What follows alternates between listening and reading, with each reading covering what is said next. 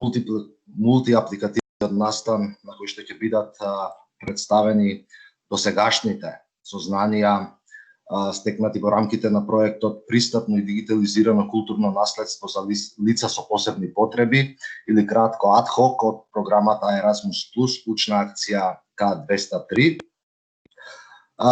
Проектот започна оваа година во рамките, како што реков, на програмата Erasmus Plus и во него учествуваат 4 партнерски организации. Носител на проектот е Универзитетот Свети Кирил и Методи, со главен координатор професорот Виктор Лилчич Адамс.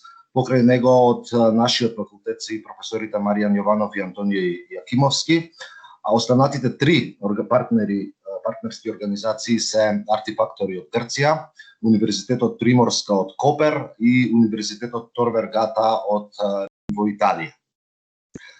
Јас ќе бидам краток, само да ви кажам дека овој настан беше првобитно планирано да се одржи со физичко присуство, меѓутоа координаторот на проектот и тимот одлучија дека поради ситуацијата сепак е побезбедно мултиапликативниот настан да го одржиме онлайн. Накратко само ќе ви представам што ќе содржи овој настан.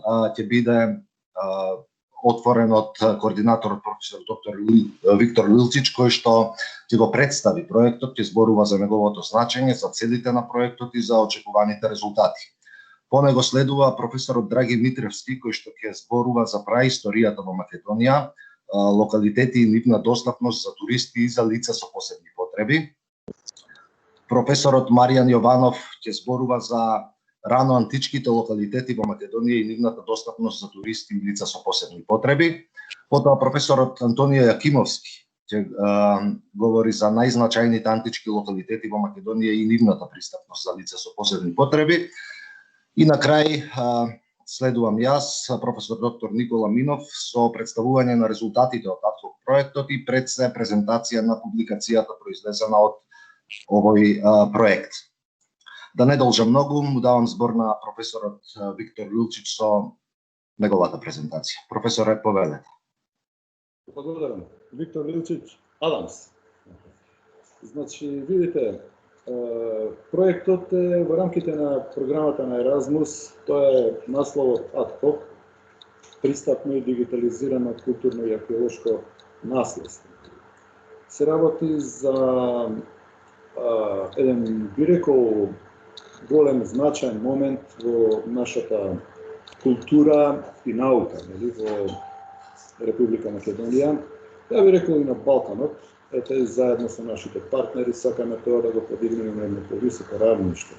Значи, ајде да се подсетиме, пријатели драги, во Македонија се истражува археолошки над години. Значи, ја би рекол и околу 130-40 години, ако ги земеме најстарите првите археолози што биле на ова тло, археологот Леона Зе, Артур Еванс, англичанецот, па дури Ѓорче Петров има нешто запишано, нашиот прв македонски, да речем, предархеолог, протоархеолог.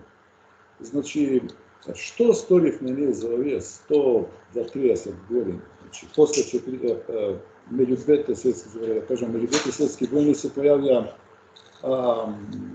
археолози, имаше бугари археолози, околу Прва светска војна, нели она познатата Требенишка некропола, па потоа српските археолози, германски археолози, после ослободувањето, после Втората светска војна дојда, значи се појави наша македонска археолошка школа, која што се, ја би рекол, за овие 60-70 колку години нагло се издигна и методологијата ја унапредивме, значи сега се наоѓаме на едно прилично високо рамниште.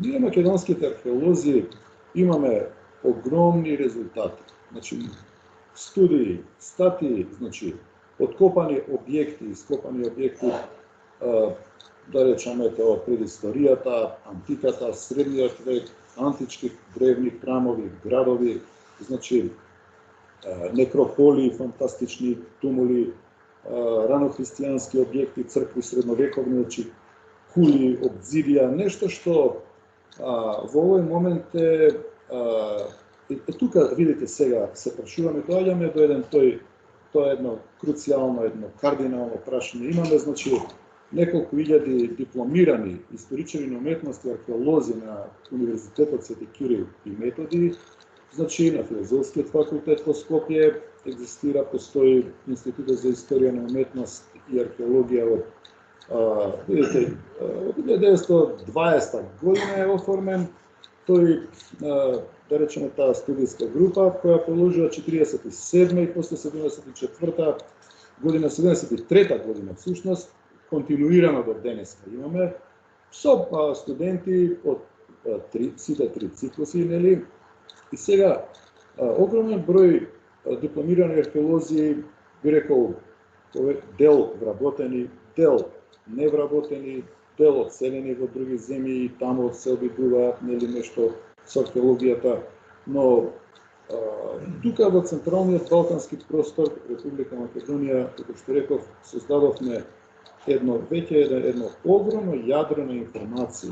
Значи информации за археолошкото наследство, кое што треба да се искористи. Прашањето е сега како се користи ова наследство. Значи, дали ние успеваме да го искористиме максимално со оние 15 на 20 колку музеи во да речем 16 колку 20 општини. И прашањето е зошто, например, во Република Македонија нема во преостанатите, значи општини до Македонија има 84 општини, зашто нема 84 музеи? Прашањето е зошто нема приватни археолошки музеи, па и добро воопшто музеи, например. Прашањето е, например, зошто нема предмет општа и нели национална археологија во основните и средните училишта. Тоа е еден големо прашање, нели, проблем, нели. Потоа зошто, например, градоначалниците, овие што ги спомнав, 84 општини имаат само советник за култура, а зошто немаат, например, советник за археологија? Значи, видите, имаме општини со повеќе локалитети. Значи, доаѓаме до проблемот, до прашањето, до моментот, дека свеста за археолошкото наследство е на многу ниско рамниште. Значи, на многу ниско рамниште, значи, а наспроти тоа стои енормно богато археолошко наследство, за което ќе зборувам малку повеќе, може и колегите мои да кажат. Значи, официјалната археологија, нели, наша, поглавно тоа беше организација на Македонската академија на науките и уметностите, ја публикуваше археолошка карта на Република Македонија во 1996 година и таму се истакнати околу близу 5000 археолошки локалитети, иако според Националниот конзерваторски завод МКЦ Република Македонија има некаде околу 12, веројатно над 12.000 археолошки локалитети, јас ќе со полно право, да речеме, базирано врз моето собствено лично искуство од долгогодишните археолошки рекогносцирања низ Република Македонија, тврдам дека ние имаме повеќе десетици илјади археолошки локалитети од различни епохи што ги споменав.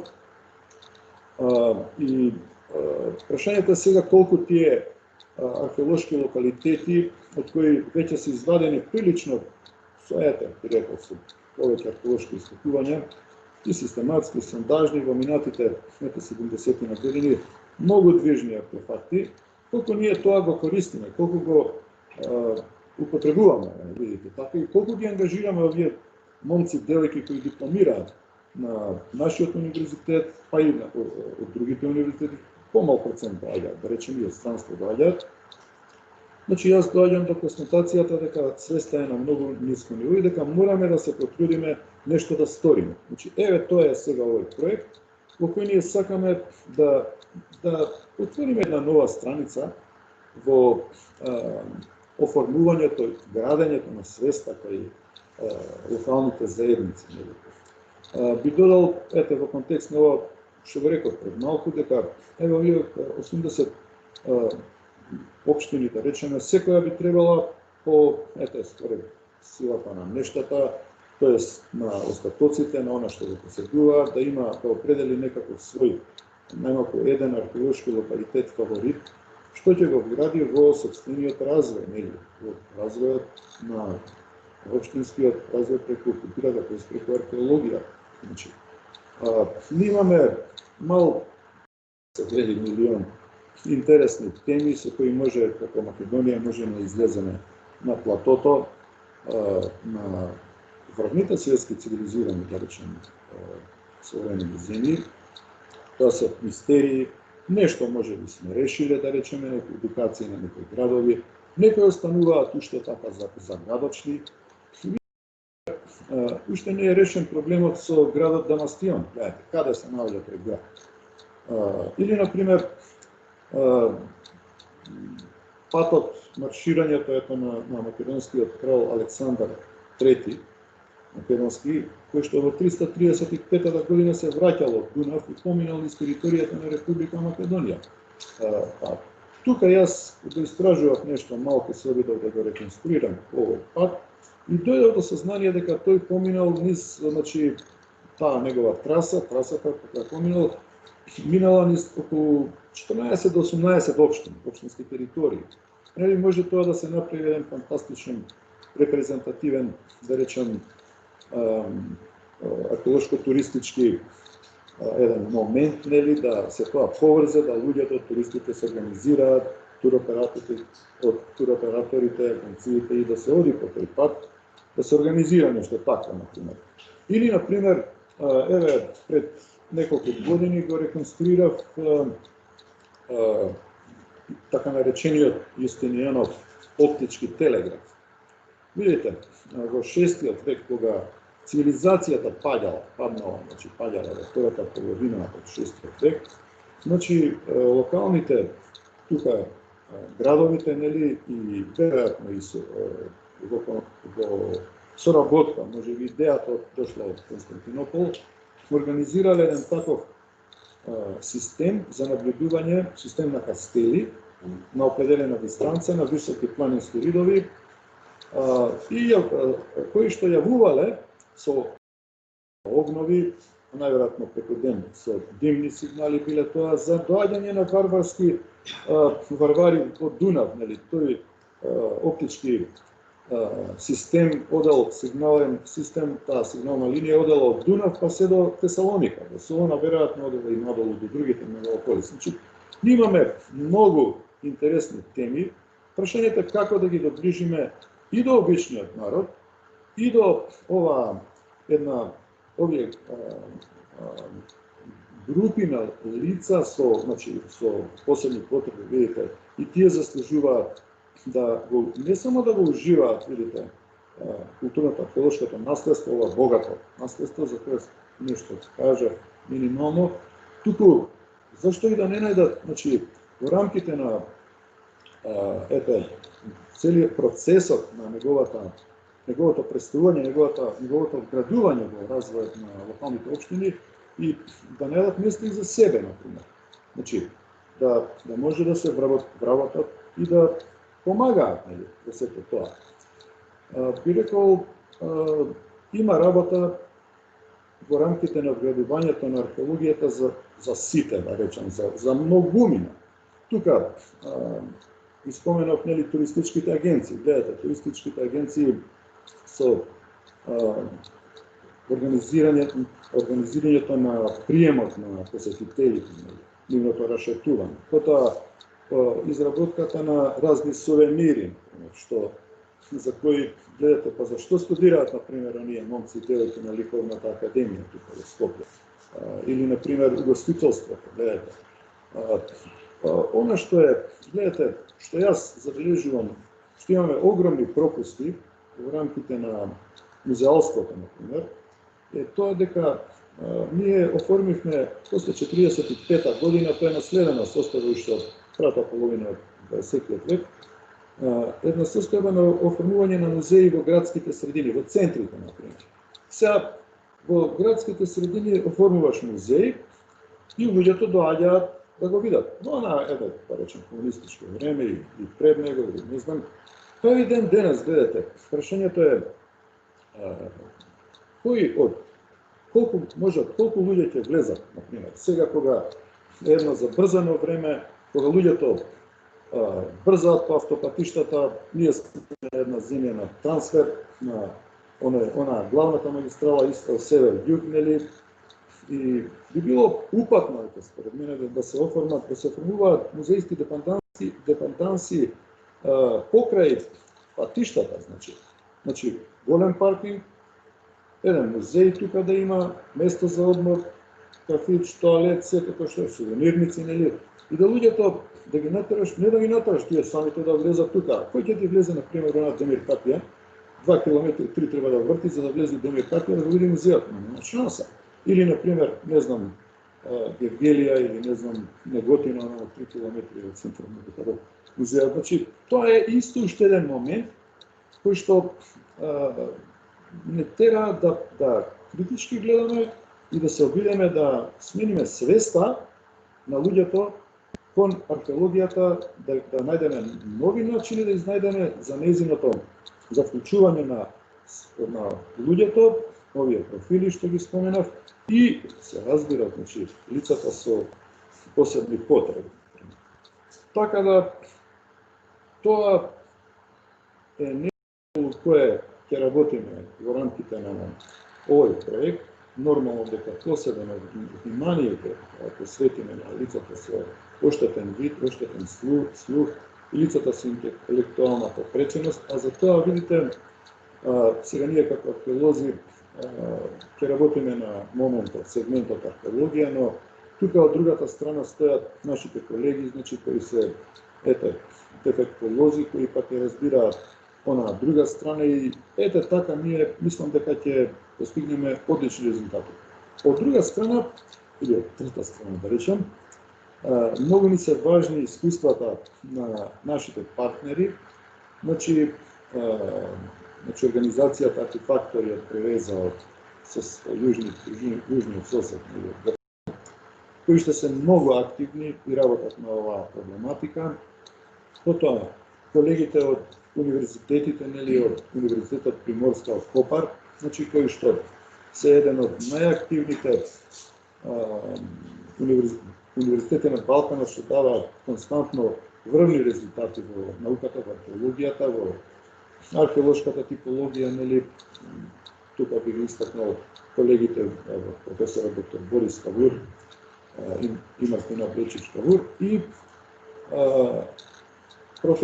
професорите од Универзитетот Тор Варгата од Италија, нели, професорот Микеле Ангелачо.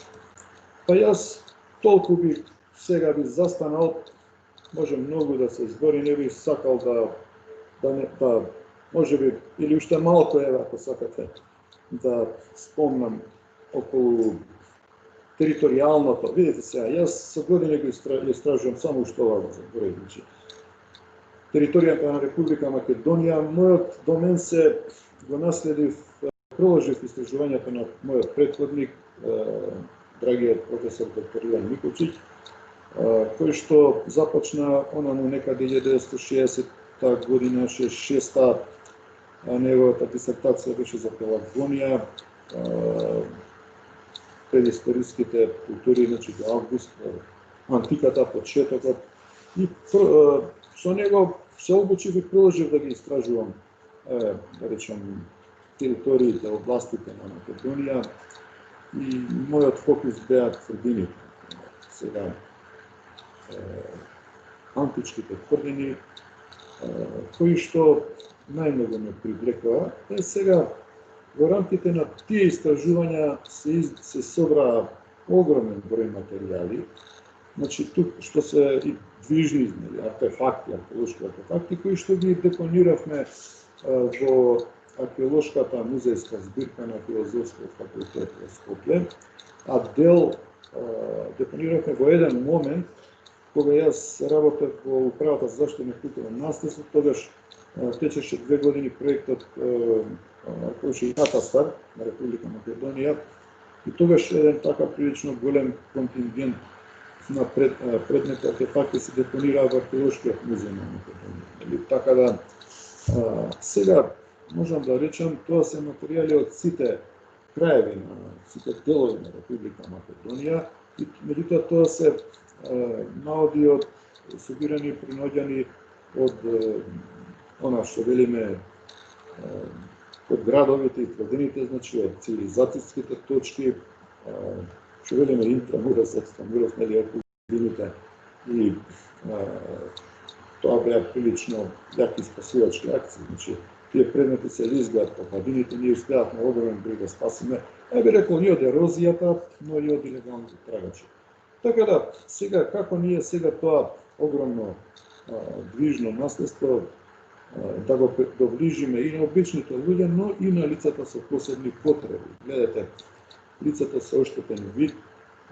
Идејата е да се набават определени, да се развиваат, значи да се развие еден специјален софтвер, но и да се врши изработка, ете и во план сме, да направиме таков 3D скенер, кај што на пример ќе се изработуваат копии од овие предмети, така да ќе можат, на пример, лицата со оштетен вид да ги доживеат.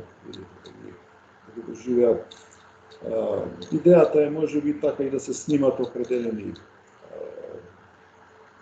документарни филмови, краткометражни, така да мислиме дека ќе постигнеме голем успех со ваквиот начин, а ќе видиме и значи со какви искуства ќе размениме со колегите, со партнерите на проектот, така да ја мислам дека ќе имаме добри резултати.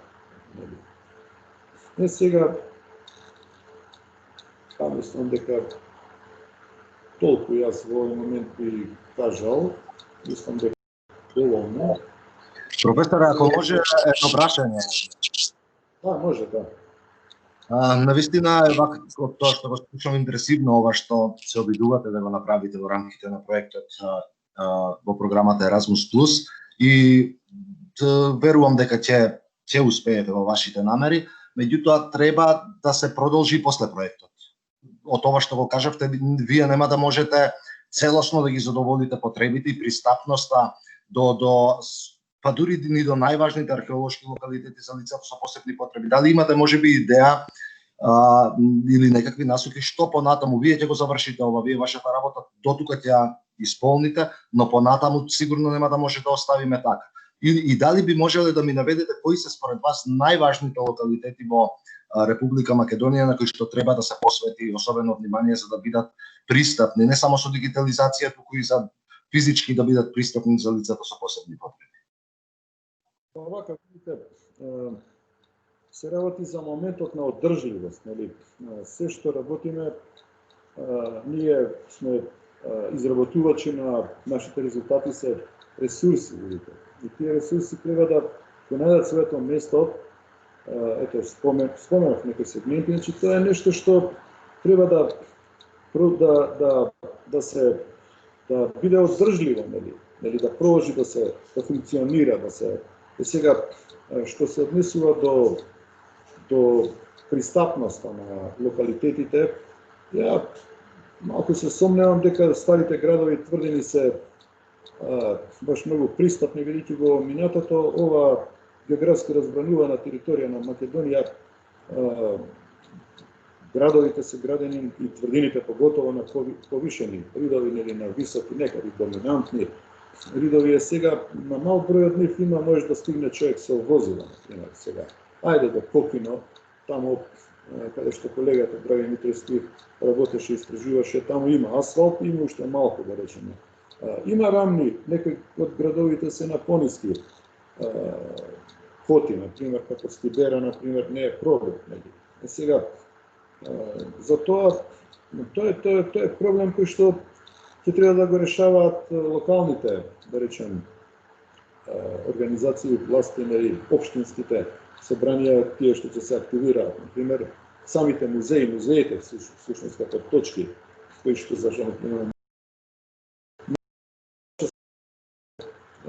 можеме и тоа да дадеме конкретни консултации, да дадеме модели нели на елементи нели на пристапноста, да се советуваме, да речеме. Сега видите, фокусот на овој проект е се лицата со посебни потреби. Меѓутоа јас ето кога бев уште тогаш од 2013-2017 директор на управата, чувствував огромна потреба да се организираат редовни состаноци, советувања со градските собранија или со градоначалниците, бидејќи тие се клетки кои, тие се точки, инстанции, всушност кои се законски заложени да се грижат за археолошкото наследство. Така да ние почнавме сега со лицата со посебни потреби, можеме и ќе дадеме, значи, решенија, предлози, нели, за да може да се решат многу проблеми, но мислам проблемот е преголем и треба да се работи константно на него. Мислам дека овој проект е многу ограничен, видите, толку 2-2,5 години ќе даде добри резултати, не се сомневам. Меѓутоа, ако земете, ова е нешто што треба да се случи можеби пред 50 години, да се почне да се размислува на овој начин и да сега веќе ќе можеме поинаку да размислуваме. Меѓутоа, таков ни беше системот и овој систем. Сега, да речеме, веќе ветува многу, нели, многу работи се променија. Ете, дигитализацијата не крена малку повисоко, значи дигиталните средства, методи, ете, софтвери, хардвери помагаат, така да ја се надевам дека ете, ќе дадеме еден наш прилог што мислам ќе биде доста корисен. Во публикацијата што објавивте, ги одбравте како 3 локалитети на кои што докажавте дека не се пристапни за лицата со посебни потреби. Тоа беа Павла Чука Бонче, Скупи и Скопското Кале. Дали врз тие 3 локалитети ставате акцент или можеби би проширили и на други? Видите, за Павла Чука ќе му препуштам на колегата Антонио, професор доктор Антонио Тумовски, он ќе каже, најдобро ќе каже, видите, последните 10 години он е присутен таму, и повеќе мислам од 10 години, 2006. За Скопското Кале, тука е за среќа драгиот професор колега Драги Митревски, и он најдобро ќе каже, видите, овие се пристапни локалитети, но они подобро ќе образложат. И кој рековте третиот Павло Чука Бонче? Скупи е апсолутно пристапен. Проблемот е што таму би требало да се, видите, треба да се организираат можеби патеки каде што ќе може да се движат лицата со посебни потреби, на тој сегмент да се обрате, на тоа не е во наша. Сега ние можеме тоа да го сугерираме, да го, нели, да помогнеме. Меѓутоа, овие сите мислам дека се пристапни, ама ќе кажат колегите, вашето и Тони работеше во Скупи. Може тоа да го, нели, он го отвори практично најголемиот древен антички театар во Македонија и пошироко во централниот балкански простор. Така да. Борет, му благодарам на професорот Виктор Лилчич Адамс. Следен според програмата е професорот Драги Митревски, кој ќе зборува за праисторијата во Македонија, локалитети и нивна достапност за туристи и лица со посебни потреби.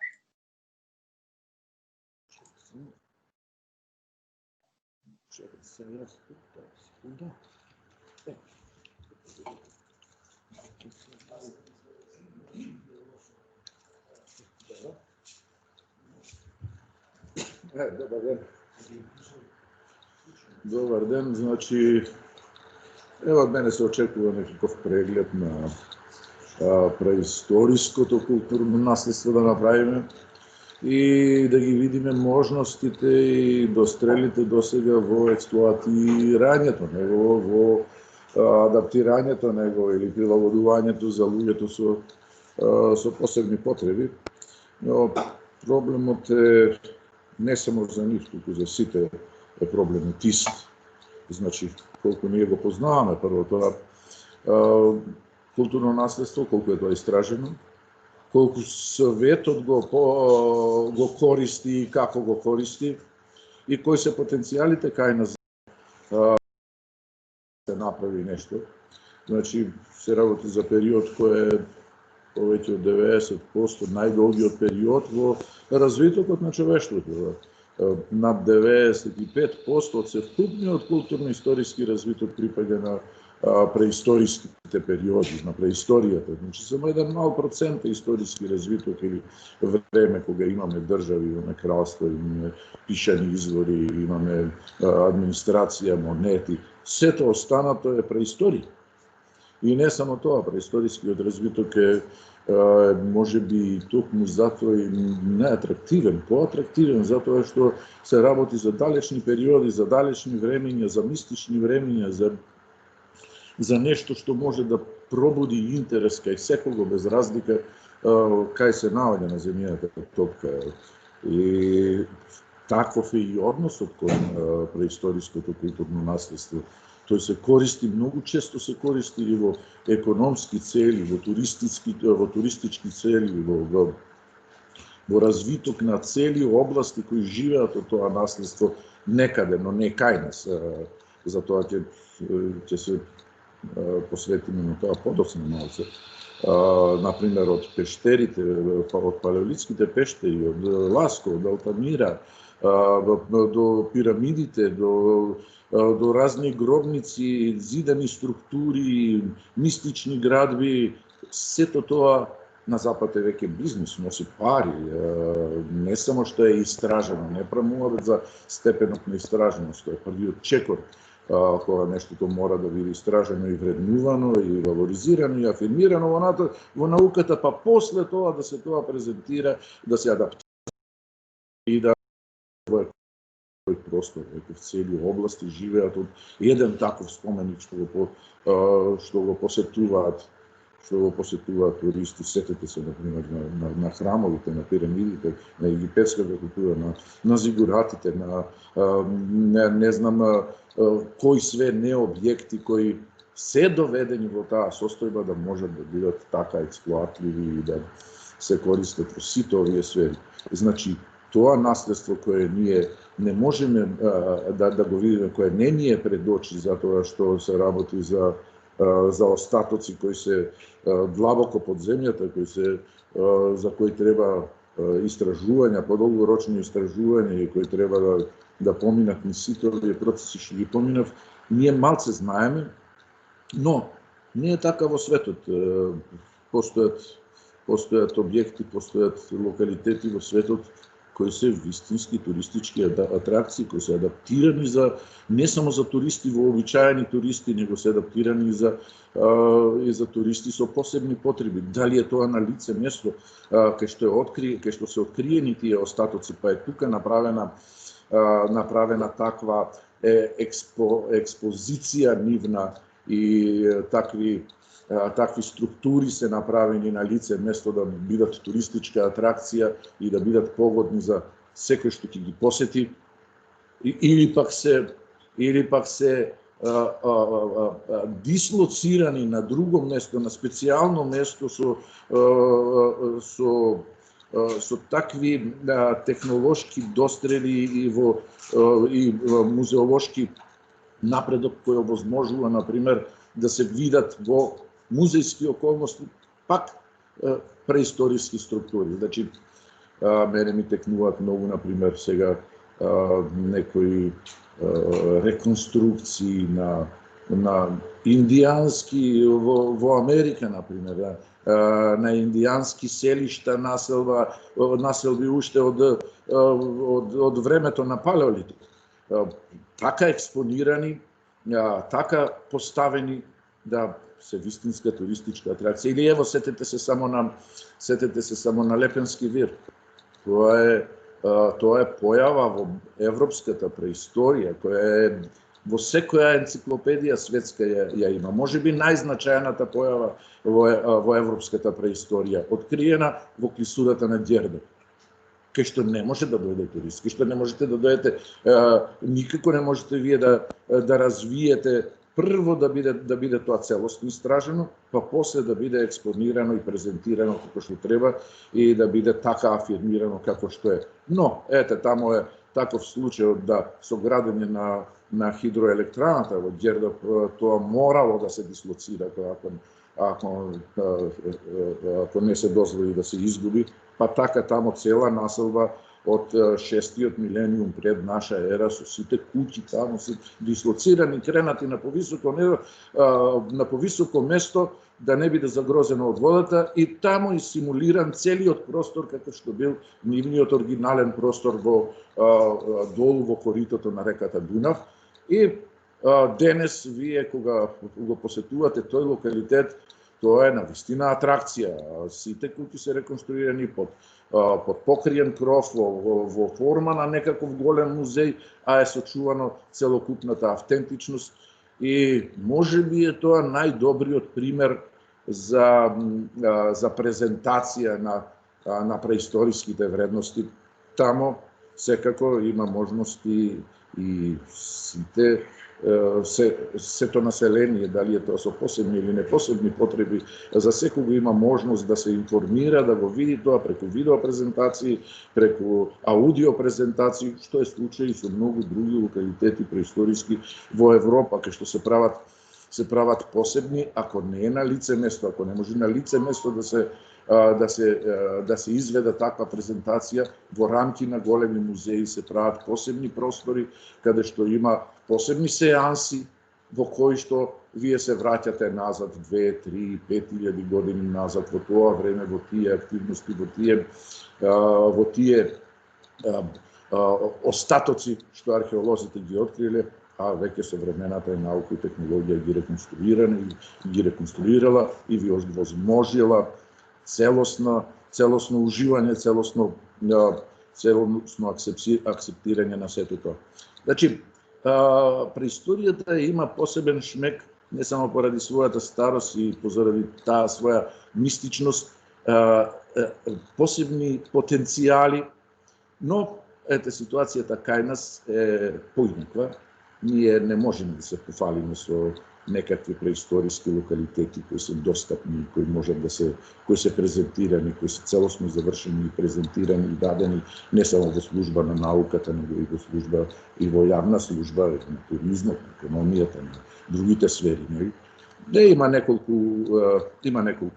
ситуации кои ќе ги спомниме, кои треба да ги спомниме, кои се убави примери кои ако ништо друго ни потврдуваат дека може така нешто и кај нас да има, но сепак ја мислам дека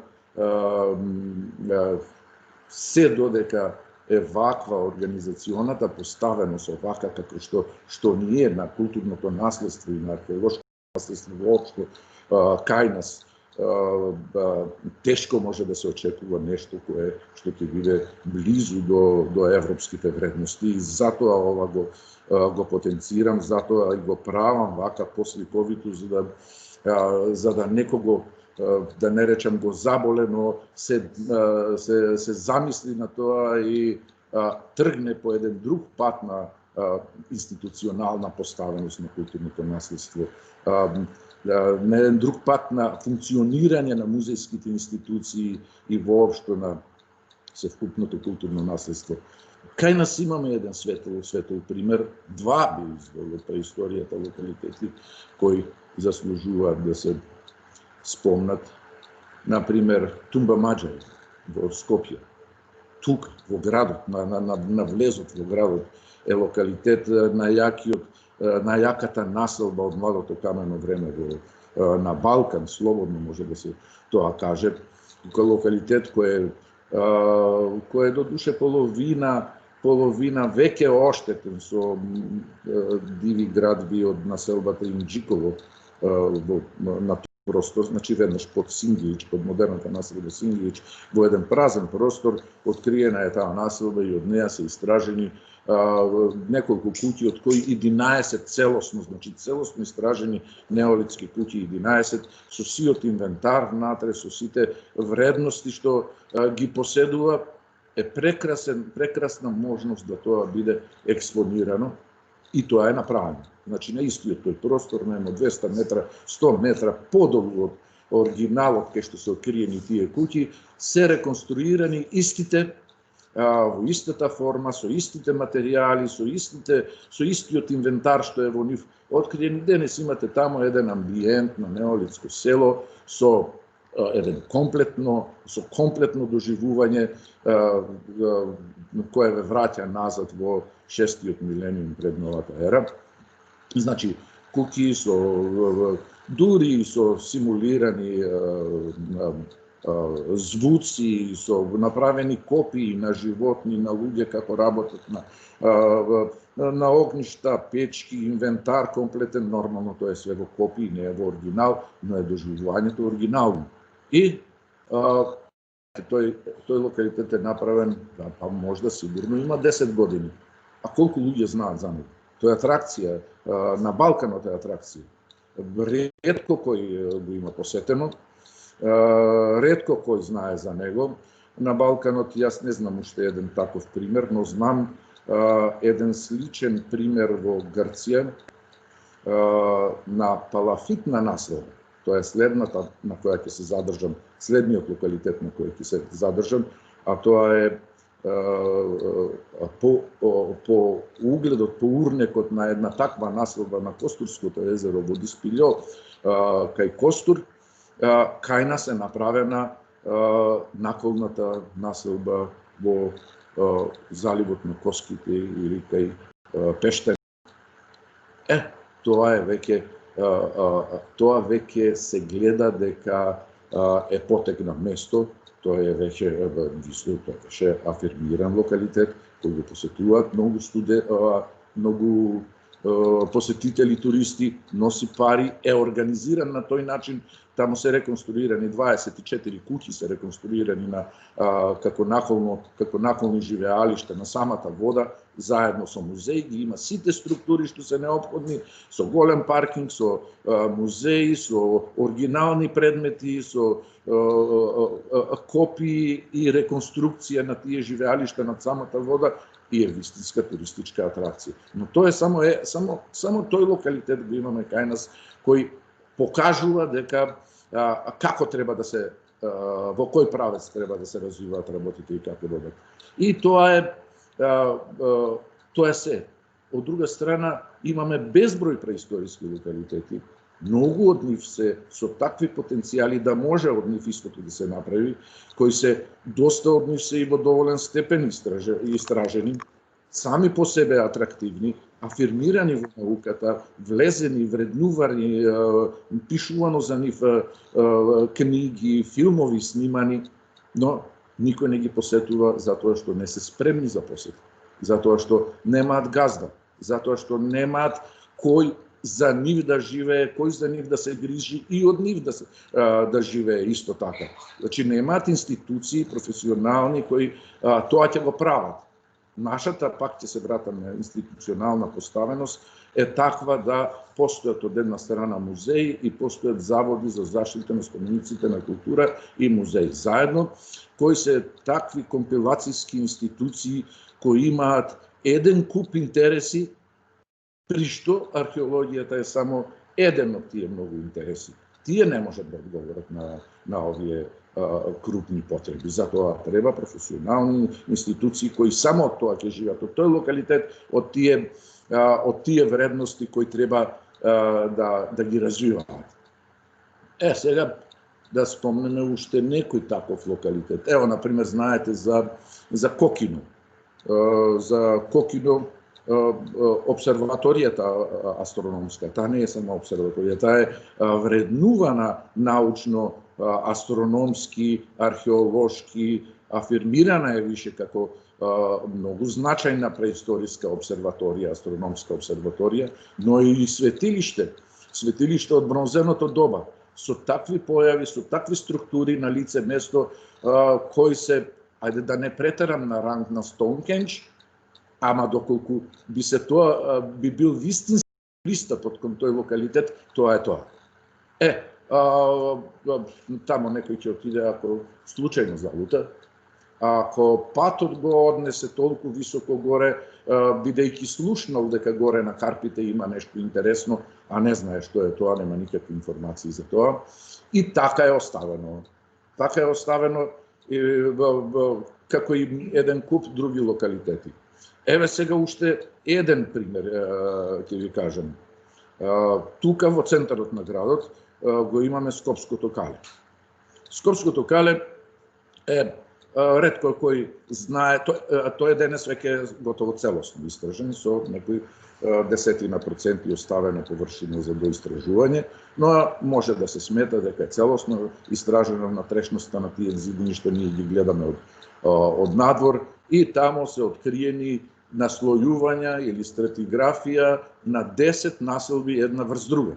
Најстарата населба е од 5-тиот милениум пред нашата ера, првото окупирање на тој простор или првото заземање и правење на тој простор преисториска населба, од која се откриени десетина куќи, еден култен центар, огништа, печки, разни структури се откриени, кои сами по себе се атракција. Но тргнувајќи од тоа, таму е направен и една посебна зграда е направена, преисториски музеј, кој во својата основа на 8 метри длабочина под подот на таа зграда, која е од плексиглас, нели, се оставени оригиналните остатоци од преисториските куќи од енеолитот и од бронзеното доба, реконструирани со инвентарот внатре, подкренати малце, токму така експонирани да бидат најинтересни, можни да нудат најповеќе податоци за тоа што се експонира. Све е направено, музеот е изграден, структурите долу оригинални се запазени, витрини, инсталации, како да речем, безбедносни системи, клима уреди, све е направено, се чека само да се стават предметите во витрината и тоа да се пушти и да можат да го експлоатираат сите типови на население и да биде туристичка атракција број 1 во градот. Сега таму истражувањата завршија и овие активности во 2013 година. Од тоа денес ништо таму не се случува. Зошто? Затоа што нема газда во локалитетот, нема кој да се грижи, кој да го планира тоа, кој да го развива. Значи не може да се остави на државата да држи, државата да решава политики на истражување, политики на конзервација, политики на презентација, на туристичка експлоатација. Тоа е работа на стручните институции. Во светот постојат, затоа се јаки стручните институции. Тие си имаат свој буџет, тие од тој буџет живеат и тие планираат што ќе истражуваат, што ќе експонираат, што ќе презентираат, што ќе конзервираат. Тие тоа го планираат на начин кој е за нив најдобар, кој нив ќе им овозможи најповеќе добит, а не на начин што ќе донесе политички поени лево или десно. Значи, тоа е главниот проблем по мене, а потенцијалите се огромни, ние веќе имаме такви пунктови, како што спомнав сега, само неколку од нив, кои обезбедуваат големи можности, да го спомнам пак Скупи, да спомнам Хераклеја, Стоби работи на тој начин, значи он си има своја институција, тој е единствениот локалитет таков, има своја институција, свое правно лице, си го планира, самата си го планира развојот и заради тоа тој е единствениот локалитет и најпогодниот локалитет за туризам. Дали таму можат личности со посебни потреби да најдат интерес, но тоа е више техника. Тоа више е полесна работа, тоа се прави со вакви иницијативи, со вакви проекти, се овозможуваат такви технички средства да можат тие тоа да го експлоатираат и тоа е помалиот проблем за мене. Јас во овој момент го поздравувам проектот и среќен сум што е тргнато во тој правец, бидејќи кога се тргне сигурно до некаде и да не сакаме ќе се стигне, но многу во археологијата Македонија, која е со огромен потенцијал, многу работи не се ни тргнати, а камоли да се надеваме дека до некаде ќе се стигне. Може звучам песимистички, но ако не е така, тогаш ќе немаме мотив да го исправиме тоа што е како состојба денес. Значи мораме да бидеме свесни и да ги постојано повторуваме недостатоците за да можеме да ги исправиме. Јас во тој правец денес сакав да ви се обратам и ви благодарам за вниманието. Благодарам. Некој има да праша нешто. Поред, доколку некој има да праша нешто, слободно може да стисне на раката кај raise hand. Бевте доволно јасен, професоре. Верувам на тоа се должи тоа што нема прашања. Ви благодарам многу. Следен после професорот Драги Митревски е професор доктор Маријан Јованов, кој што ќе ни каже нешто за раноантичките локалитети во Македонија и за нивната достапност за туристи и за лица со посебни потреби. Поведете, професоре. Благодарам, колега. Добар ден на сите. Благодарам што во толка број ја следите ова наша конференција. Ете, како што најави колегата Никола Минов, мене ми припадна честа и обврската да ве запознам со периодот што го нарекуваме рана антика во Македонија. Што значи тоа рана антика?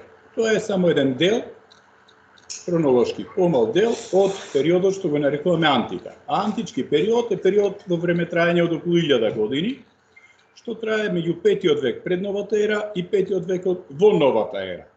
Значи, раната антика се однесува хронолошки на оној период пред Христовото раѓање.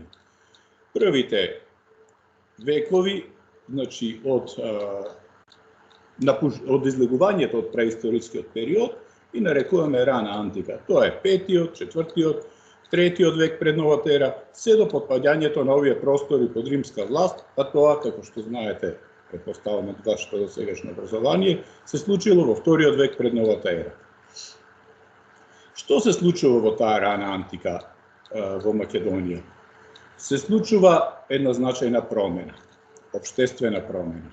Се напушта живеењето во племенски заедници и започнува едно ново општествено уредување. Делови од Македонија ќе потпаднат под најголемото на тоа време кралство, античкото македонско кралство, значи чија што експанзија ќе започне уште таму во почетокот на 5-тиот век пред новата ера. Ние го знаеме историски потврден прв македонски крал, наречен Александар I. Во негово време ќе започнат ковање на монети со неговото име. Значи тоа е првото монетоковање на овие простори. Значи оваа територија Македонија влегува во историски период. За ова време веќе имаме бројни пишани податоци. Затоа велиме дека е во историски период, кои што подетално, подлабоко ни го осликуваат начинот на живење, уредување и она што е особено интересно и од археолошки аспект, имаме информации за основање или за постоење на градови.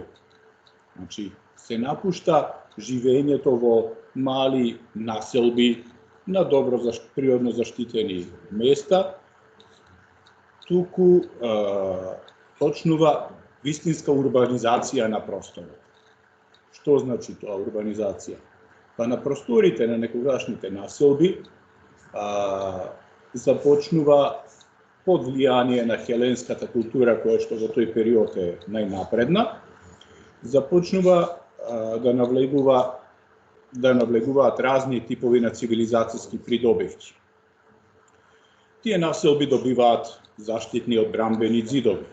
Се градат ѕидови од камен, високи по неколку метри, со порти, во кои што одбрамбени ѕидови живее пред се аристократијата на тој простор. Значи, имаме богато население, што се издвојува, меѓутоа и голем број на обично население, кое што живее надвор од градовите, околните пространства, полиња, ридови, кои што се занимаваат со разни типови на со разни активности, земјоделие, сточарство, некои ќе се свртат кон војска и така натаму, значи некои кон металургија. Од тоа се добиваат најголеми приходи во една држава.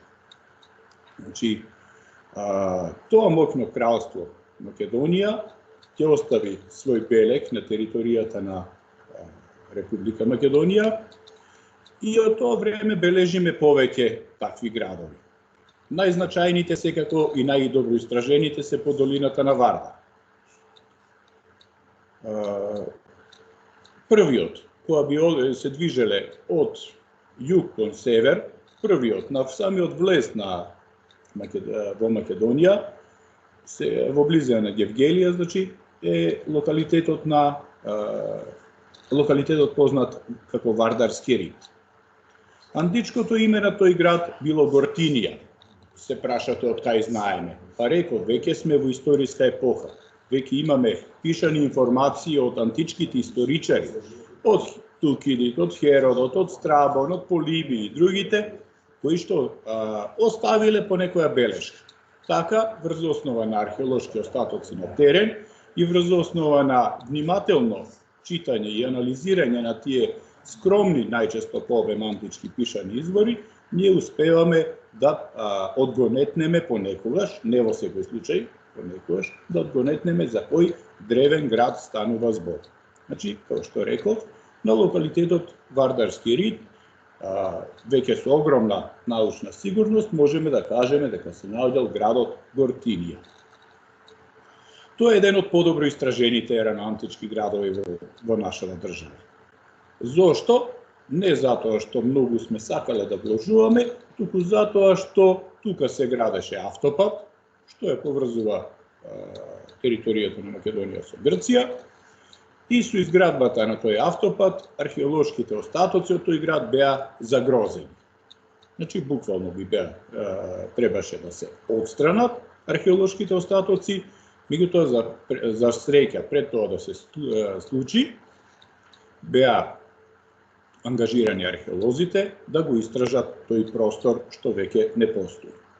При тоа се открија одбранбени ѕидови, се открија улици, се открија стамбени објекти, занаетчиски објекти, трговски и така натаму.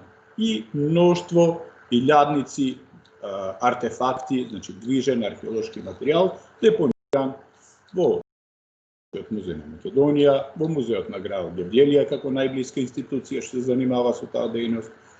Значи, тоа археолошко богатство е спасено, документирано, заштитено, сместено во институциите.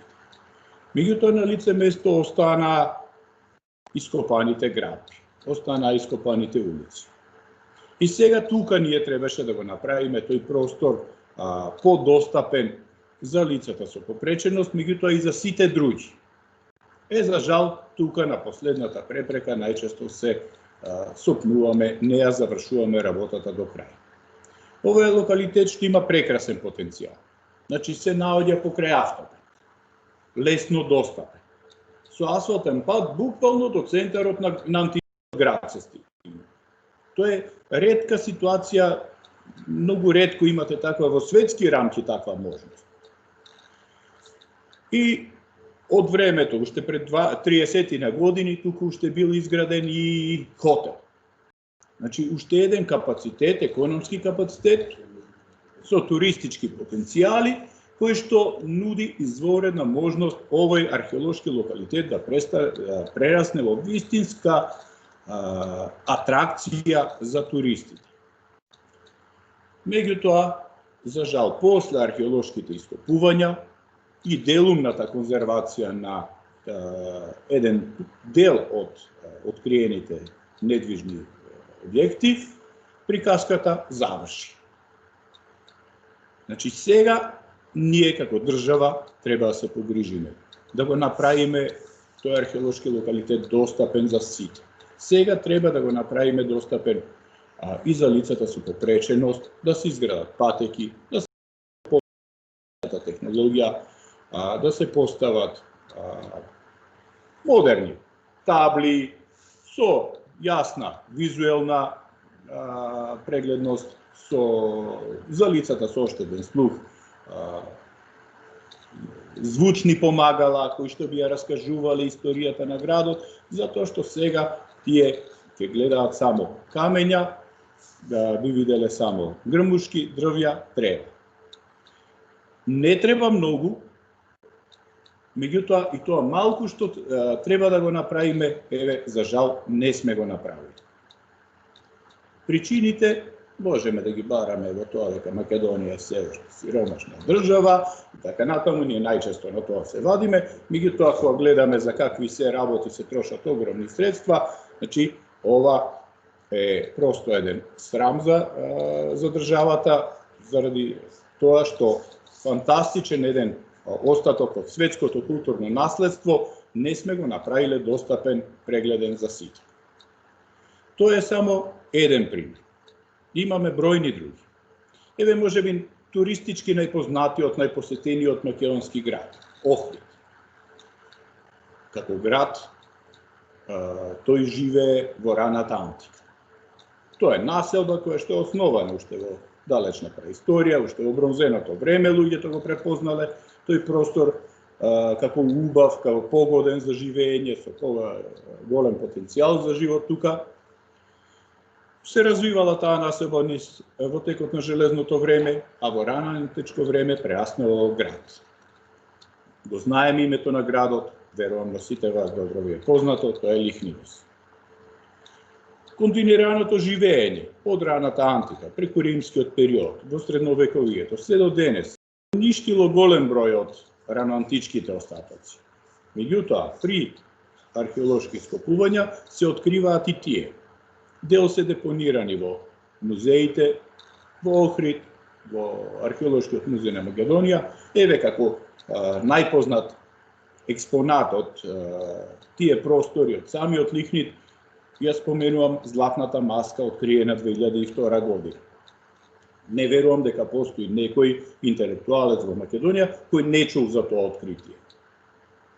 Меѓутоа, дали лица со попреченост можат да ја видат со оштетен вид, например, може да ја видат таа маска?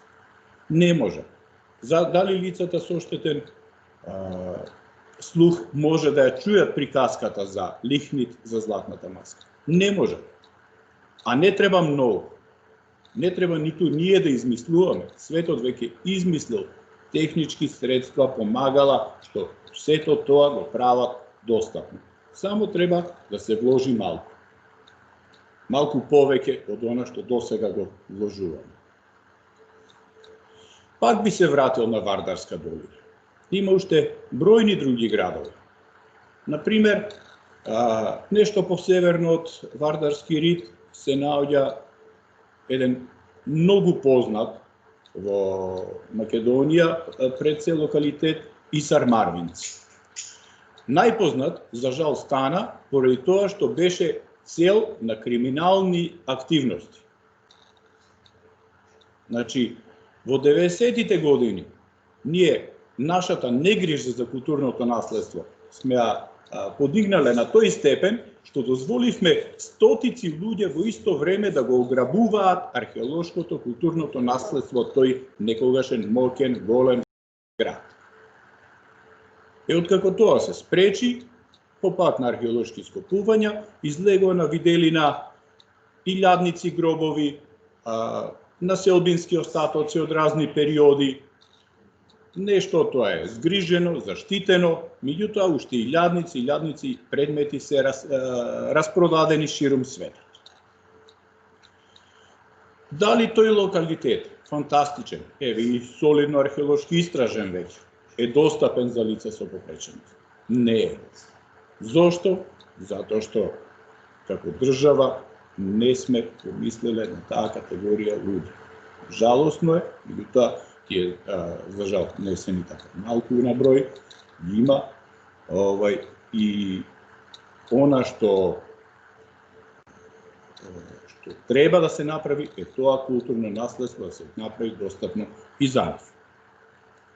Вака човек искачи нозе за да се искачи по еден земјен пат до самиот локалитет, никакви уредени патеки, никакви визуелни помагала, акустични аудио помагала, уште помалку, значи за тоа не станува ни збор.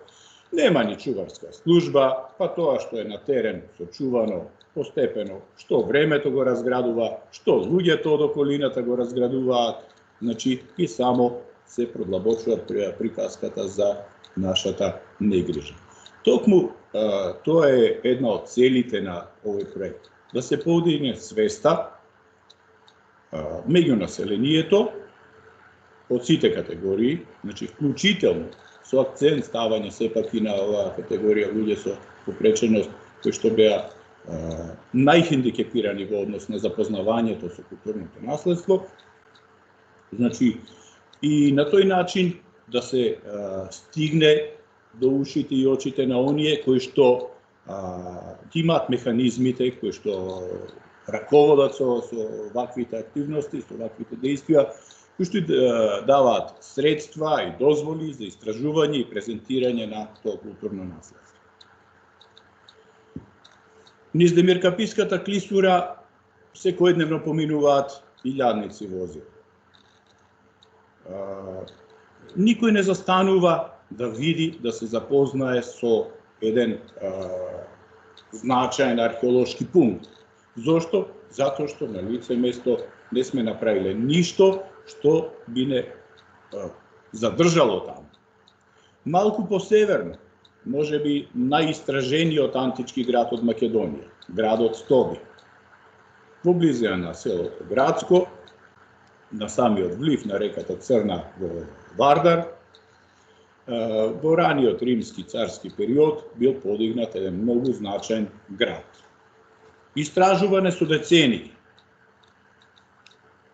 Всушност, уште првите археолози, луѓе кои што тој не биле по основна дејност, можеле на лице место да ги видат, да ги забележат, толку биле маркантни остатоци и да ги запишат во своите патеписи, во своите белешки од патувањата низ Балкан.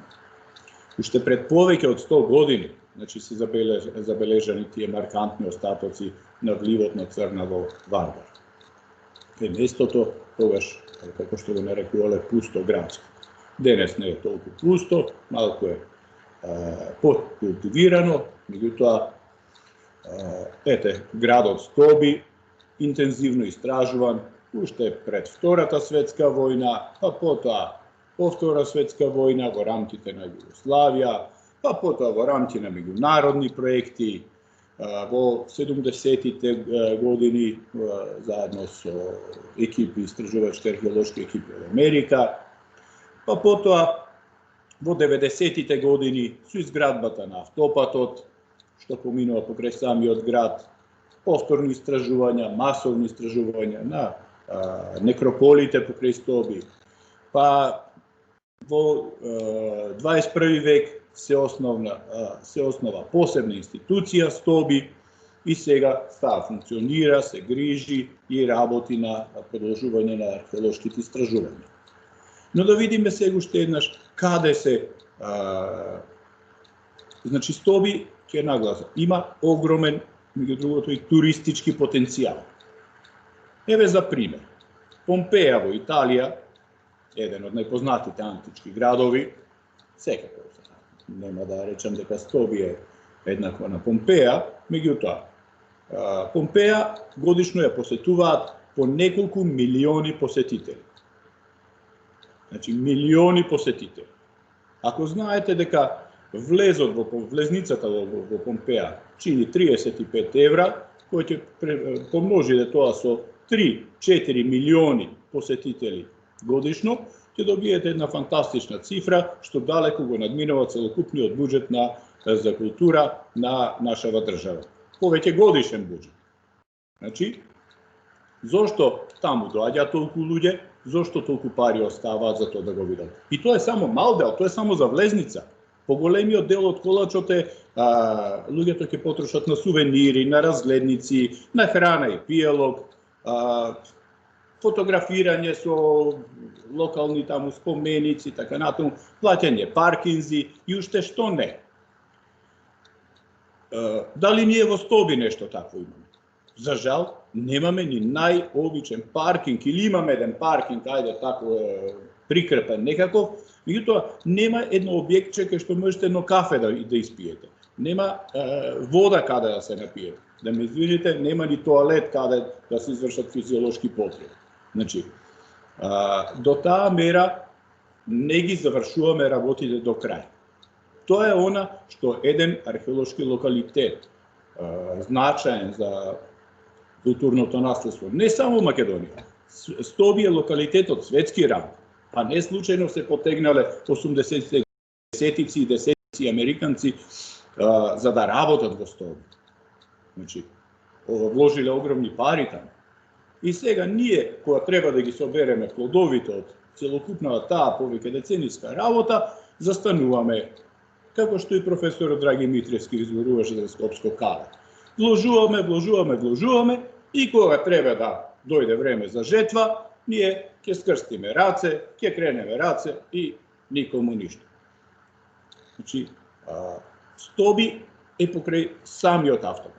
Има идеални услови со малку вложување да се направи еден град достапен за сите, вклучително и за лица со попреченост. Многу малку треба. Дури има и патеки за движење на кои што само треба да се стави соодветна подлога. За визуелни помагала сега со современата технологија навистина не е тешко да се направи.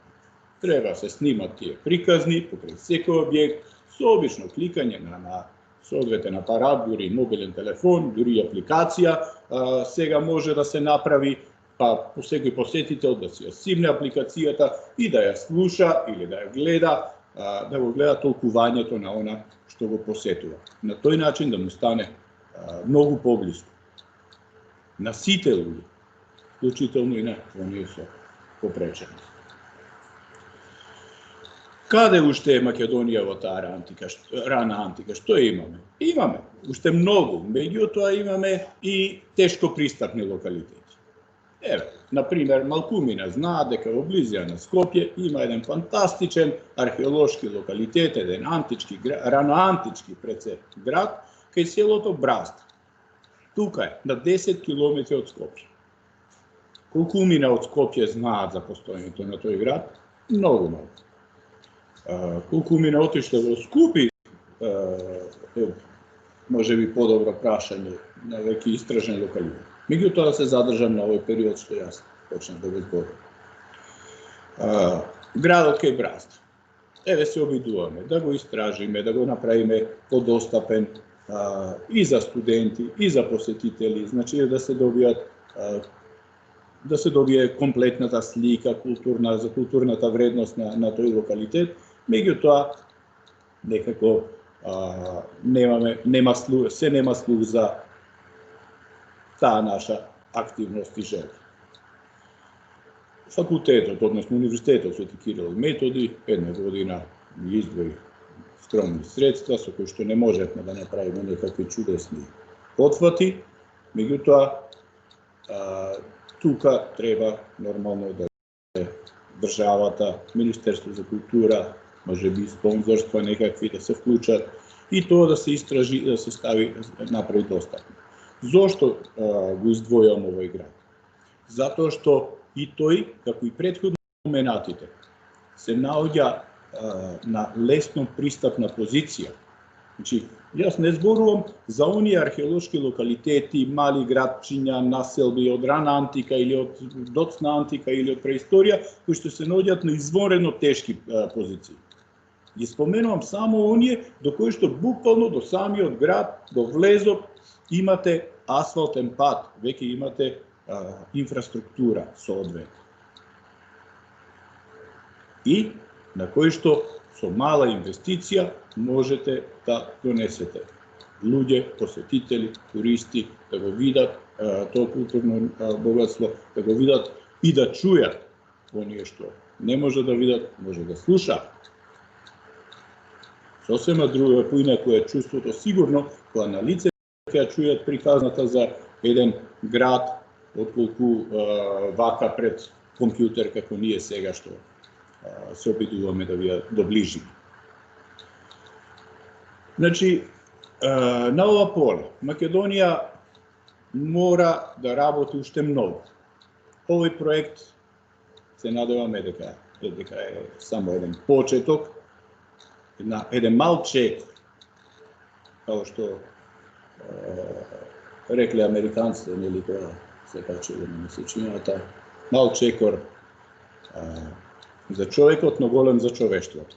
Епа, ние сега треба да го направиме тој мал чекор на полето на хуманост. Доволно беше културното наследство да биде само ексклузивитет на археолозите, на историчарите на уметност, на историчарите на луѓето на кои што тој има професија. Интересот да се запознае, да се види, да се доживее, да се чуе е многу поголем. Значи, тоа е нешто што им припаѓа на сите луѓе, вклучително и на лицата со посебни потреби. Затоа, од овде нека почне борбата за подостапна и поцелосна презентација и запознавање со културното наследство на Македонија и на светот. Ви благодарам на сите за вниманието, па ќе продолжи понатаму следниот колега. Односно, професоре, освен што беше едукативно, беше и отвори и очи. Се надевам дека критиките ќе стигнат до вистинските уши, можеби некој од гостите на настанот ќе пренесе кај што треба. Јас знам дека вие долги години се борите со овие проблеми и се радувам што успеавте да направите уште еден исчекор. За жал, со европски фондови нашата држава се уште не е доволно свесна да ги финансира сите овие потреби, не само за лицата со посебни потреби, како што рековте, туку и за целокупната јавност. Ви благодарам уште еднаш за предавањето. Според агендата, следен е професор доктор Антонио Јакимовски. Само, пардон, може би рече и професор дали има прашање, доколку има прашање со кревање на рака. Очигледно и вие, како и претходниот говорник, бевте доволно јасен. Прашање, колку што гледам, нема. Ви благодарам уште еднаш. Следен е професор доктор Антонио Јакимовски, кој што, за разлика од професорот Маријан Јованов, кој што зборуваше за рано античките локалитети во Македонија и нивната достапност за туристи и лица со посебни потреби, ќе зборува за најзначајните антички локалитети во Македонија и нивната пристапност за лица со посебни потреби. Поведете, професоре. Ти благодарам, колега Минов.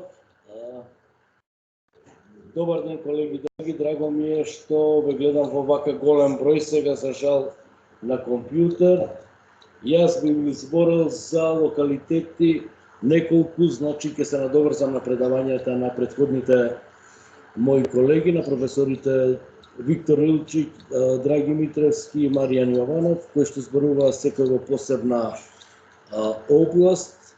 Јас би зборувал за 4 локалитети од веќе римскиот период, кои што се истражувани околу 100 години, како што и претходно кажаа колегите. Значи 100 години истражувани и уште не сме стигнати до некое повисоко ниво. Професорот Драги Митревски спомена 2 археолошки локалитети праисториски кои што се приспособени за туристи. Тоа се археолошкиот локалитет Тумба Маџари и археолошкиот локалитет Миќов град се вика тоа, заливот на Коските во Охрид, инаку тоа е Пештани, во близина на Пештани, инаку тоа е најпосетениот заедно со Стоби, најпосетениот археолошки локалитет, значи има околу 15 до 20.000 посетители годишно. За среќа во изминативе 20-25 години имам среќа да сум работел на повеќе од овие локалитети, меѓу кои и Стоби, кој што е најпосетениот, и Скопје. Градот Скопје има повеќе туристи годишно, барем тоа е податок од 2017 година, има повеќе туристи годишно од Охрид. Во близина на Скопје го имаме го имаме Скупје. Тоа е најголемиот антички град со 44 хектари површина и со најголем статус во тој период, односно колонија. Освен градот Рим, кој што е урбс град, само најзначајните градови имаат таков статус колонија. Ние за среќа го имаме тој во непосредна близина на градот, оттаму и името го влечеме и така градот Скопје. За жал и после толку залагања, ето успеавме да го истражиме најголемиот антички објект во Република Македонија со некоја површина од 25.000 квадратни метри или театар, еден антички театар кој што собирал 10.000 луѓе, нешто со што не може нашава држава ни денеска да се пофали. Борис Трајковски салата собира 8.000 луѓе. Потрошивме таму отприлика 5 години, над 250 луѓе, 100 луѓе стручна екипа за сето тоа да се нацрта, да се направат проекти, да се конзервира и да се остави така да пропаде. Истото нешто што ви го кажа и претходно професорот Драги Митревски за локалитетот Скопско Кале, кој што пак се наоѓа во центарот на Скопје. Каде е тука проблемот? Го кажавме и преска, проблемот е во нас, односно во нашата организација. Сега ние да се одвоиме од ова, нашата работа е научно-истражувачка. Ние го завршуваме тоа, меѓутоа, после тоа што се случува, тоа го обраснува трева и се заборава. Место кога треба, како што кажа професорот Маријан Јованов, да се започне со оноа што значи туризам и да си допринесува за себе, меѓутоа и уште побитни моменти се тоа, годишно околу 20 археолози, 10 до 20 археолози дипломирани завршуваат, кои што ќе најдат работа на вакви локалитети, ние нив ги оставаме на улица и оставаме тоа да пропаде. А веќе е завршено, дала државата толку средства, толку труд е вложено во тоа и ние тоа го оставаме така. Треба тој чекор да го изодиме, за после да дојдеме на овој последниот кој што рековме. Не дека е многу тежок, меѓутоа тука ќе треба, затоа што има голем број на студенти кои што се и од дефектологија, тука ќе треба и вие да најдете работа, односно да се оспособат овие локалитети за сите туристи, интересенти, посетители кои што се со посебни потреби. Тука ќе треба и вие да најдете работа и во изработка на платформи, програми, да речеме табли со Брајево писмо, нешто што е многу едноставно, што го има секаде по свет, да се направи тоа, за да одиме кон финална презентација на овие проекти. Единствен од овие локалитети, ако најголем, со највисокото звање колонија е Скупи, кој што е во центарот на градот, со одлична позиција таква е и градот Стоби, кој што е на самиот автопат, знаеме тоа е автопат Е75, на кој што праѓаат, која поврзува северна со јужна Европа ја поврзува и од секогаш бил еден од најзначајниот во антиката, тој се викал Вија Аксија. Тоа е во моментот најпосетениот град и работи како посебна самостојна институција. За среќа, сега во последните година-две се започна со овие идеи да се доближи на сите, па и до најмалите и за оние со посебни потреби. Сега последниот проект беше гладиаторите во античкиот театар, да може да се гледаат и на децата да им биде интересно, меѓутоа и на луѓето со посебни потреби и на луѓето со оштетен слух да може да им се доближи тоа, да видат како тоа изгледа. Значи, во текст се и други програми, затоа би сакал да го поздравам и да кажам дека е огромна идеја, дека е прекрасно нешто, за нешто прекрасно станува збор, ова да биде како почеток од кој што ќе одиме понатак.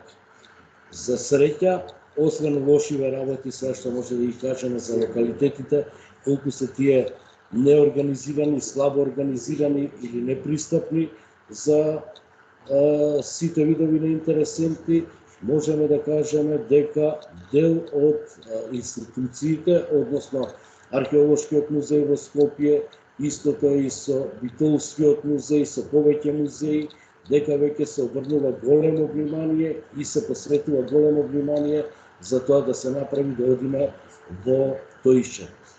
За среќа имаме поддршката на Институтот за дефектологија, нашите драги колешки и колеги од тој институт кои што ни помагаат сето ова да го подигнеме на едно повисоко ниво, односно да го доближиме до сите луѓе. Јас не би ги рекол тие луѓе со посебни потреби, него за сите луѓе.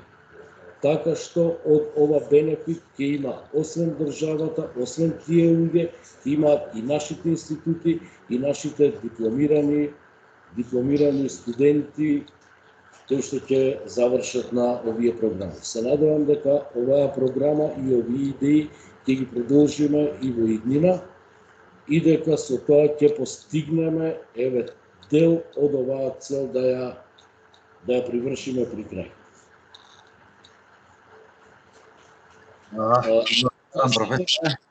Веќе околу 2 сата 2 сата зборуваме.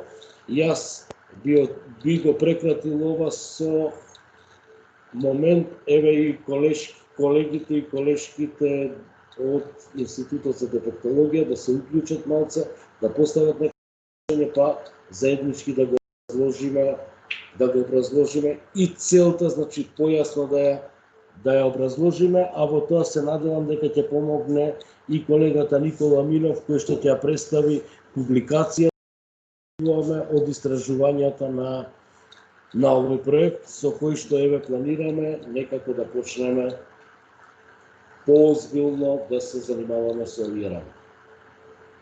Ви благодарам. Професоре, само кратко. Ќе презентирам публикацијата. Еден од локалитетите кои што таму го потенцирате е локалитетот Павла Чука, Старо Бонче.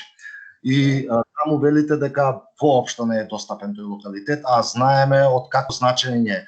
Како може попристапен за лицата со посебни потреби, дали преку дигитализација или би можело на лице место нешто да се направи? За жал, тоа е како што зборуваше на почетокот професорот Виктор Илчич Адамс. Значи, општините имаат, сите општини имаат фонд кој што се однесува за култура. Малце треба да се заинтересираат и општините и ова да го направат. Од селото, од каде што има пат, се само 900 метри кои што треба да се направи пат и да можеме да стигнеме сите. Сега, за жал, тоа го ископуваме со години, тоа е најубавиот објект кој што го имаме ранантички во држава, во Република Македонија, најзначајниот објект, а до сега него не го посетиле ни 1% од има голем број на луѓе кои што се интересира. Така што прво мораме ова што ги зборувавме, овие проблеми да ги надминеме за да стигнеме понатака и за сите, значи и за другите, и за лицата што ги зборуваме со посебни потреби, да можат да го посетат тоа, да се запознаат и да уживаат во тие убавини, нешто што е направено, да речеме, пред 2500 години.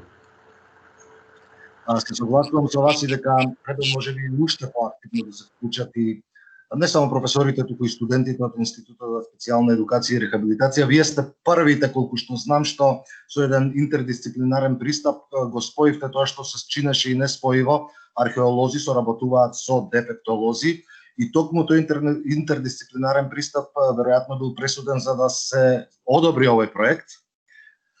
Дали можеби и на некој друг начин може да се вклучат дефектолозите, затоа што денеска не се многу активни?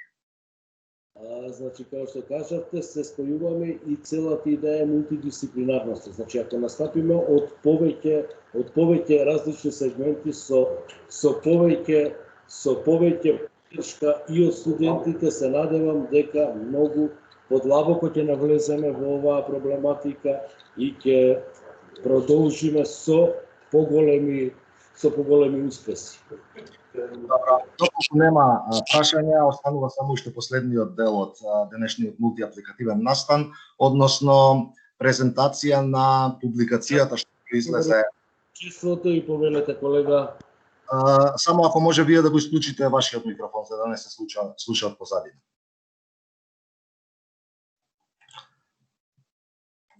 Во ред, само кратко ќе ми дозволите да ја отворам публикацијата.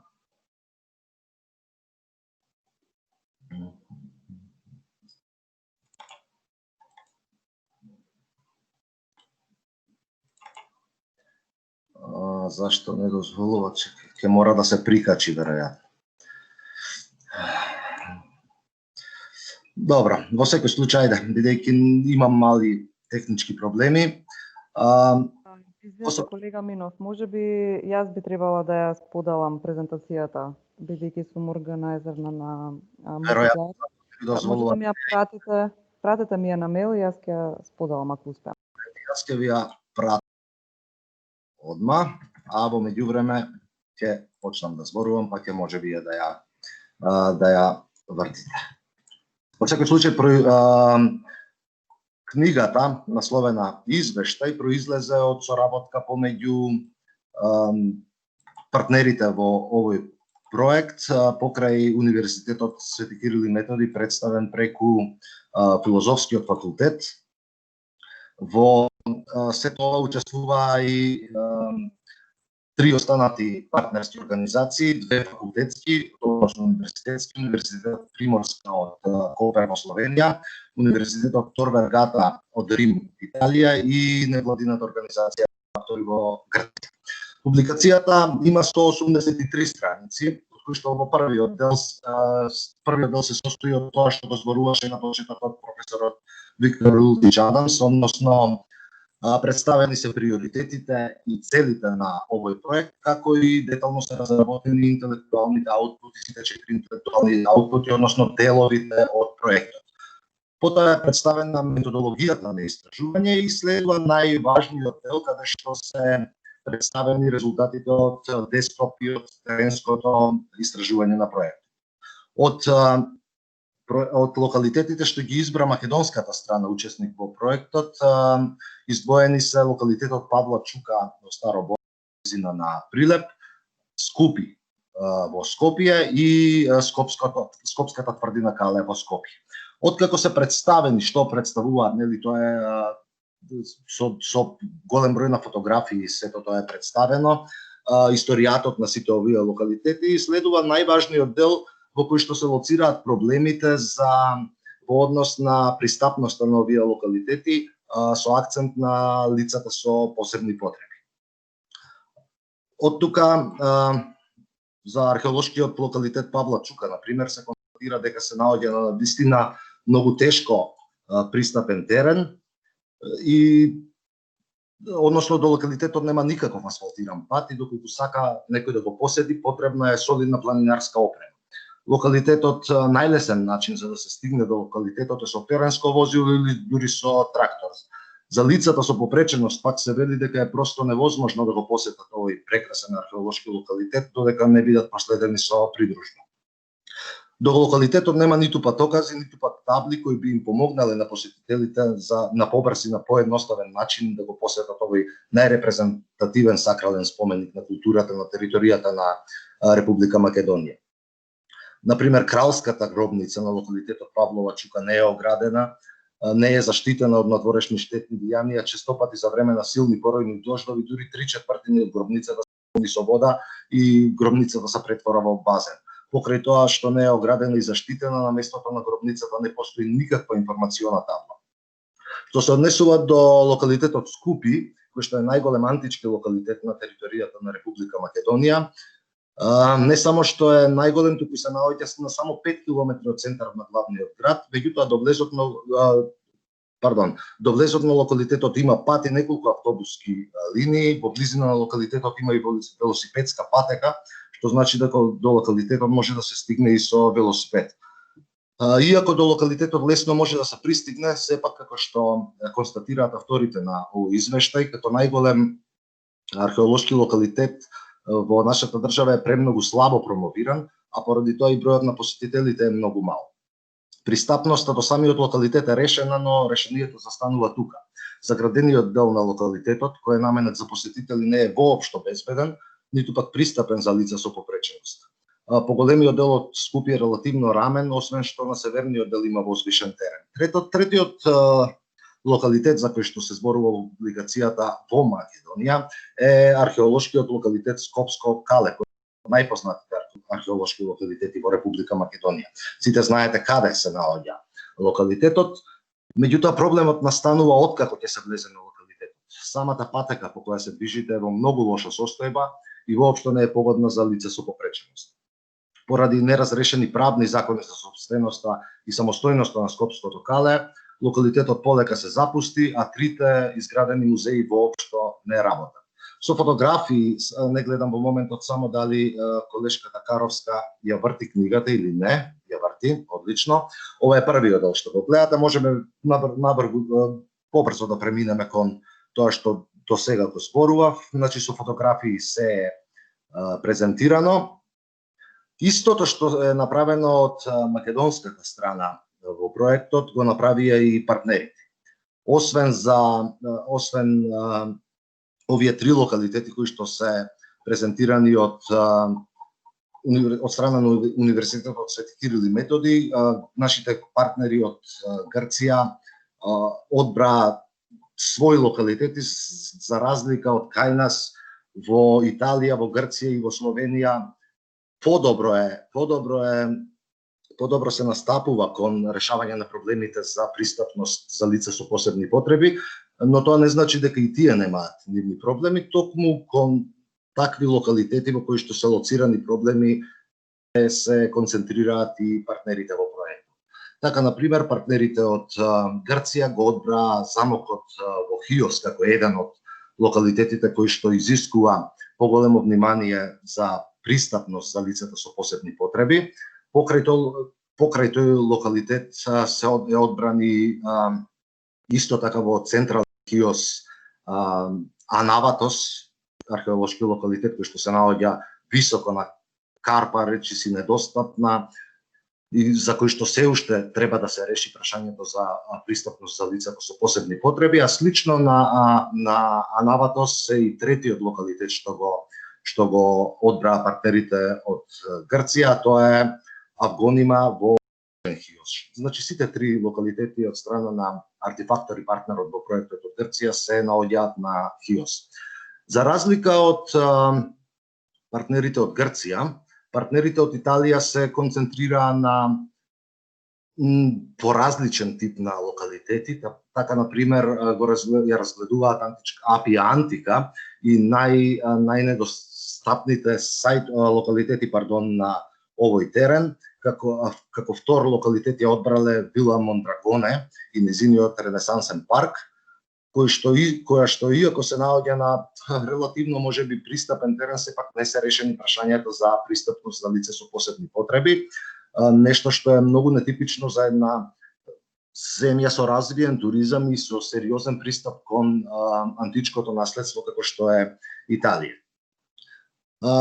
Покрај нив партнерите од Италија анализираат и уште неколку други така, не само антички локалитети, дури замоци, храмови и така натаму, кои што бараат по-сериозно ангажирање за да бидат пристапни за лицата со посебни потреби. На крај, како последни во книгата, се партнерите од Словенија, кои што одбраа локалитети можеби не толку познати за нас и не толку познати дури и во самата Словенија, што кажува дека државата Словенија прилично добро го решила овој проблем, затоа што најзначајните тамошни археолошки локалитети се пристапни за лицата со посебни потреби и се доста посетени. Па така тие го одбрале гробницата, Заврч, на која што не е ни доволно истражена на самата граница помеѓу Словенија и Италија. Покрај тоа одбрале уште два други локалитети, тоа се Соцерп или на италијански Сан Серволо, кој што се наоѓа така на по-недостапен терен, карпес терен, па токму на тоа се должи непристапноста на овој локалитет. И третиот локалитет кој што е представен е Сервите манастирот во Копер или италијански Каподистрија. На крајот од публикацијата следуваат резултатите од теренското истражување, демографска анализа на податоците, анализа на резултатите и тоа што е многу важно секако се препораките, односно што треба да се направи за да се подобрат сите овие лоцирани проблеми, за да се решат овие лоцирани проблеми, со што на крајот публикацијата завршува со литературата, односно референциите, библиографските референции од кои што се црпени податоците за да се изработи ова дело. Освен што е засега е објавено на англиски јазик делото, меѓутоа во тек е превод на истото на останатите 4 јазици од земјите учесници во проектот.